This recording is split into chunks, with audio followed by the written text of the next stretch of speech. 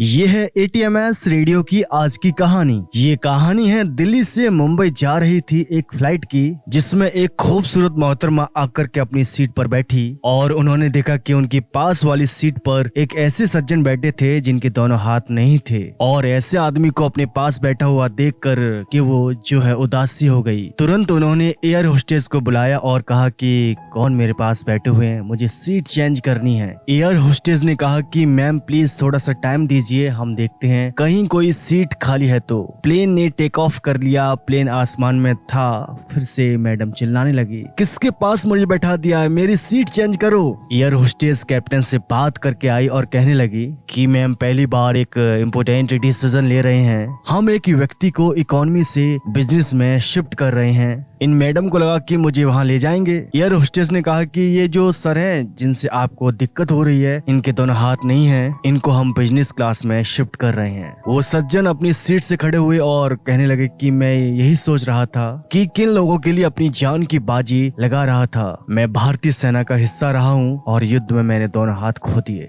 लेकिन जब आपके क्रू ने, आपके कैप्टन ने बड़ा फैसला लिया तो मुझे लगता है कि मेरे देशवासी सेना से उतना ही प्यार करते हैं। ये जो खूबसूरत मोहतरमा थी, इनका मुंह छोटा सा हो गया। बहुत छोटी सी कहानी जिसका सार यही समझाता है कि सूरत पर फोकस मत कीजिए, सीरत पर ध्यान देना शुरू कीजिए, लोगों के हृदय को पहचानना शुरू कीजिए, सच्ची भावना के साथ आगे बढ़िए और सबको समान दृष्टि से देखना शुरू कीजिए। हम में से बहुत सारे लोग हैं, मैं बड़ा वो छोटा, मैं सुंदर वो बदसूरत, इसी में उलझे होते हैं। इससे बाहर निकलिए। यही थी आज की कहानी एटीएमएस रेडियो की। नमस्कार।